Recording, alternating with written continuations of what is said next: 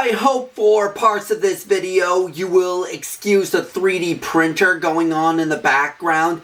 It's working on a project that I've been building for a while, and had to do some improvisation for parts of it. But aside from that, with that being said,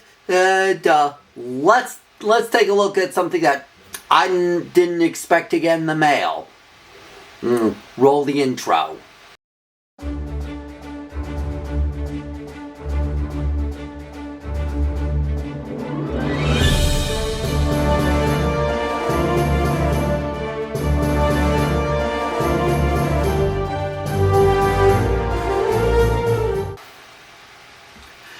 Greetings, fellow adventurers. Fred here.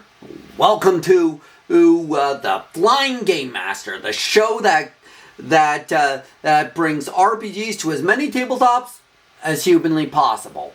Well, now I just got this is in the mail. Oh, now, bit of a story behind this. I did not expect this to be coming in the mail at all.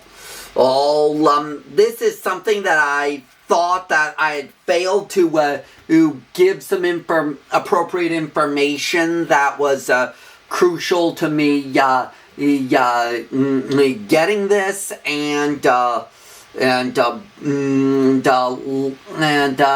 tragically, not tragic. And tragically, I thought that it was just, it just floated off into the void, never to be seen again. I am very pleased to be proven wrong. As for what this is, let's open this up and I'll show you.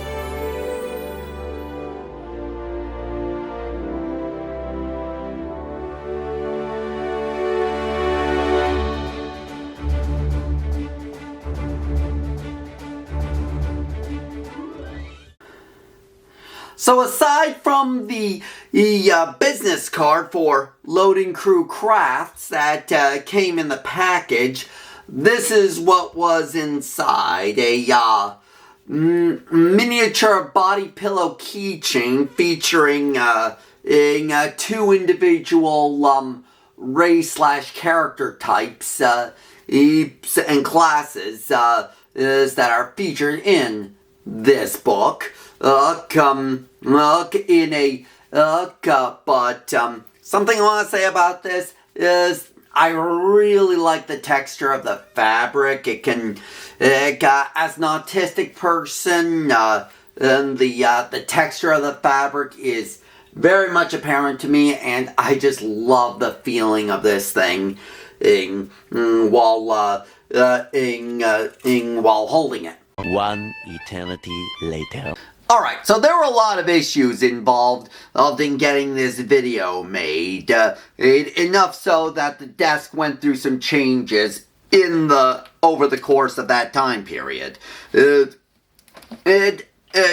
the biggest hang up in regards to this video is there's a lot of stuff here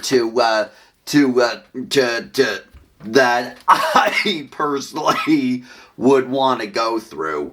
Stuff that I actually do like and would want to basically play around with. And the real hassle in writing this video was figuring out what should I focus on for this video.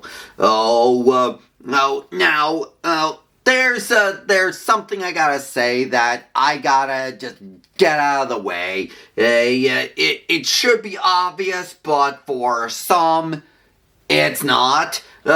This book is not gonna be for everyone. Now, I'm into this book because I'm a shameless weeb. But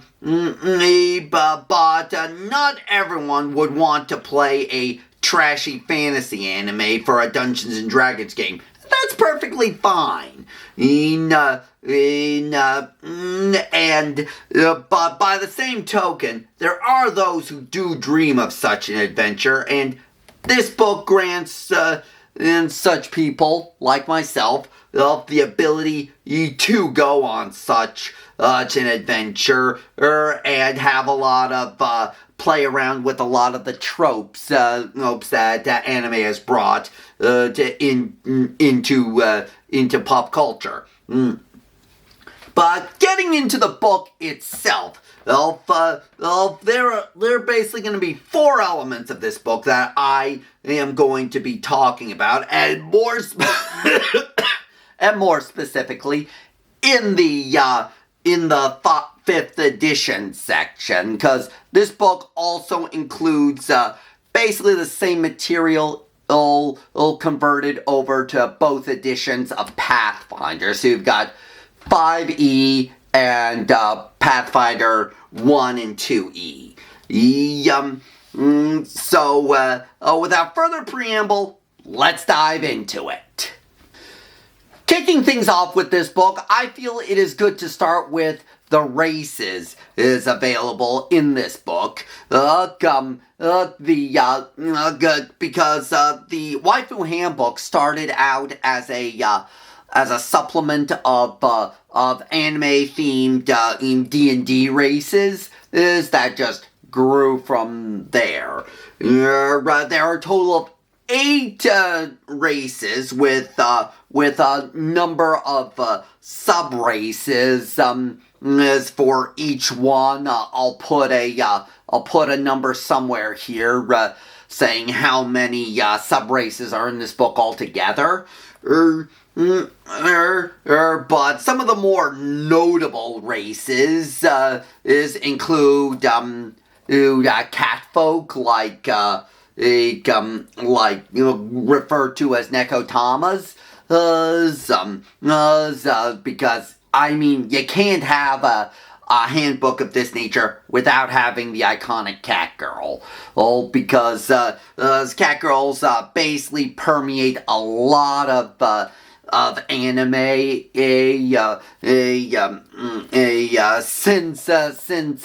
since its early days, is by and large. However, where there's cats, there are also dogs. The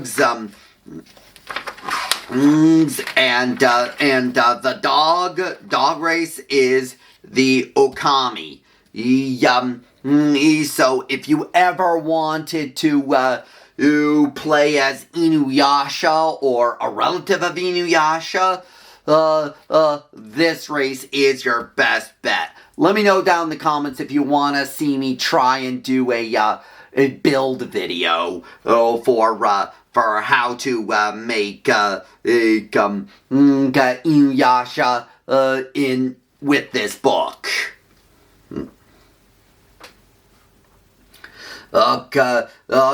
However, there is one last race that I feel I just have to talk about. You'll see why once we get there, and that is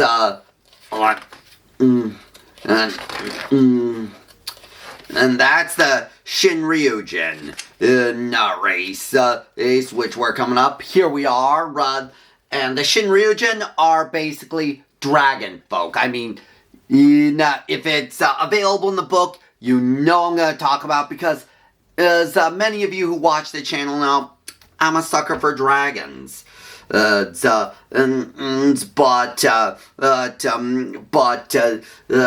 they have a dragon form and their humanoid form, which you see here. And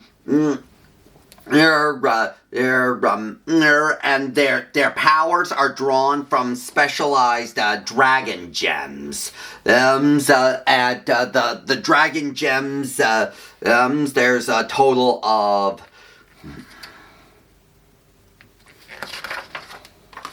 there are 5 different dragon gems available. Each one better suited for certain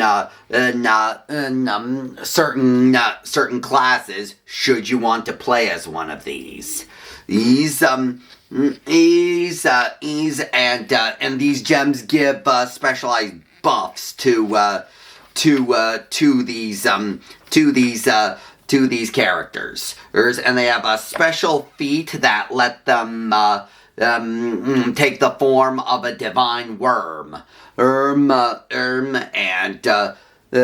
now you can see why I had to speak of them, because, like I said earlier, sucker for dragons. As important as your class is to a Dungeons and Dragons character, so is your play style. And this for 5th edition, when it comes to waifu classes, there's a total of 13 subclasses. One for every main class, and but for some reason the sorcerer actually gets 2 subclasses. Some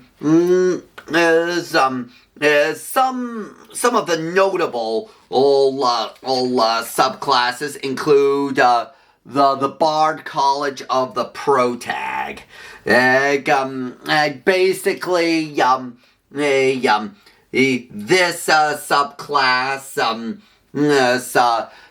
one leans heavily into the meme of the bard being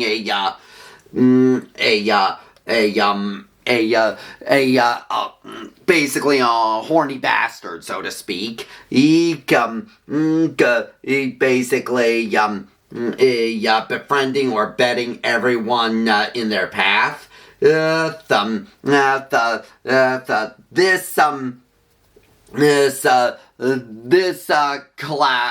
subclass leans into that, but also leans into the harem anime genre that lets you do a lot of the things that would be seen in that anime, like the comical misunderstandings, catastrophic trips, the list goes on, and I can't exactly show any cutaway footage that wouldn't anger the YouTube algorithm. But this subclass is very much for the harem anime fans. It's letting you be basically protag-kun in that regard. Though another class that I feel I should talk about is the Battle Bride. This fighter subclass is very much basically a loving warrior that whose power is drawn from the color of the rose on their armor, and this makes me think that this particular subclass is very much inspired by the duelists in the underground retro magical girl anime, Revolutionary Girl Utena. My partner Raven is a huge fan of that anime, and so in turn I watched it, and wow, I saw a lot of similarities between this subclass and that anime. Now, one thing anime has become increasingly known for is having characters that eat a lot for a wide variety of different reasons, and this book gives a wide number of recipes. I'll put the exact number somewhere on the screen here for your characters to cook, eat, and enjoy. Some of the more notable options are ASMR hair pasta,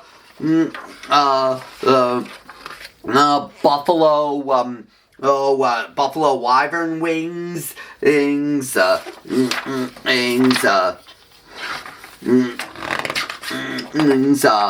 frosted wolf donuts, and a hell of a lot more noms for you and your fellow adventurers to feast upon. And last but not least, while not a section on its own, this book is just full of jokes and pop culture references, both weeb related or otherwise. Some of the notable jokes that came up in the process of reading this book for the script include an ability of the Lamia race is for the Cobra variant of Lamia, literally called Cobra Commander, which anyone who watched the G.I. Joe cartoon will know. King Cobra Commander is the big bad of that show. In the cooking section, and there is the beast of a burger, which does anybody remember the Mr. Beast burger? This I see this as a reference to that, and finally, the Mega Milkshake. If you know, you know. Oh, I am not explaining this one on YouTube. Overall, I may or may not return to this book in some way. I know at least I'm going to do a another list of characters that live rent free in my head. I'll definitely be sharing that at some point down the road. Maybe flying GM video after the next one. I already have the next one somewhat planned in my head, but you can bet this book is going to be coming back to as I tinker and play around with the material that they have in this book, and but until then, I'm going to turn you over to Noctis for the usual outro spiel. Noctis? Thank you, Fred, and thank you all for coming by, if you are returning viewers. If you are new around here, still thank you, and be sure to like, subscribe, and ring the bell to keep up to date with everything we're doing here on the channel. You can also check out the channel's Linktree page, where you can find us on Twitch, check out our social media, and if you think we've earned it, consider supporting us on Patreon and Throne and so on. Now, back to you, Fred. Thank you, Noctis, and thank you folks for watching, and hope to see you on the Trail of Adventure.